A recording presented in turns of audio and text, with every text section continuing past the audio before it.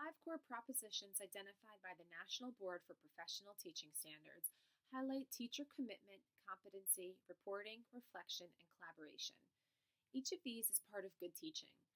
As the Voices from the Field interviews indicate, why we teach is as important as what we teach.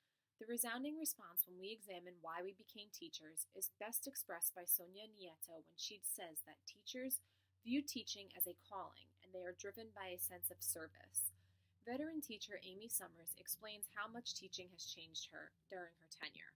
She states that when she first began teaching, her role was disseminator of information, while today she identifies teachers as facilitators. Likewise, Melinda Bupp explains that her role as a teacher is multifaceted and includes not only instruction but also providing a caring attitude to students. These interviews all support Nieto's assertion that teachers teach not simply to instruct, but to effect change and impact student lives. So many teachers have entered this field in order to make a difference in their students' lives. While many of us strive to reach a greater good, other teachers view the gears of teaching as most important. Bill McElroy speaks of his transition into using the Common Core standards and how it was a learning curve for both the teacher and students. For McElroy, the higher order thinking that is infused in the Common Core has transformed his classroom. His role now focuses on instilling critical thinking skills rather than simply propagating math facts. Similarly, Kathleen Domino, an elementary school principal, discusses the importance of technology in our classrooms. After hearing these educators discuss the role of the teacher, I have to agree with most of them. Personally, when I think about why I became a teacher, I think about making a difference.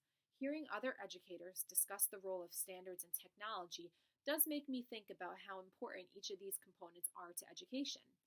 As a student, I received daily lectures and was expected to perform rote memorization of facts. Today's expectations of technology infusion and the standards that my school uses force me to think outside the box and create an interactive, challenging classroom.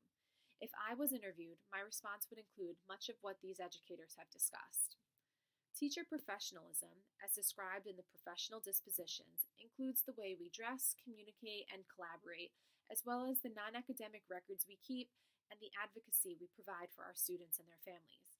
The dispositions highlight many qualities that I try to include in my day-to-day routine, especially promoting positive social change for my students. Collectively, the professional dispositions contribute to forming a well-rounded teacher. Although an effective teacher must have a strong content knowledge base, teaching is about much more than the content. As the interviews indicated, teaching thinking and technology skills to students is even more powerful than simply conveying facts. Living in the digital age, we must embrace the technology proficiencies and utilize technology in our planning, teaching, and assessment of our 21st century learners. Each week, I strive to utilize technology in my lessons and relate to my students by presenting lessons that appeal to their modern minds. My teaching philosophy has always been focused on the formation of the whole person rather than solely the student. I spent 3 years teaching at a Catholic school before transitioning into the public middle school. These vastly different teaching experiences have highlighted for me what is most important in education.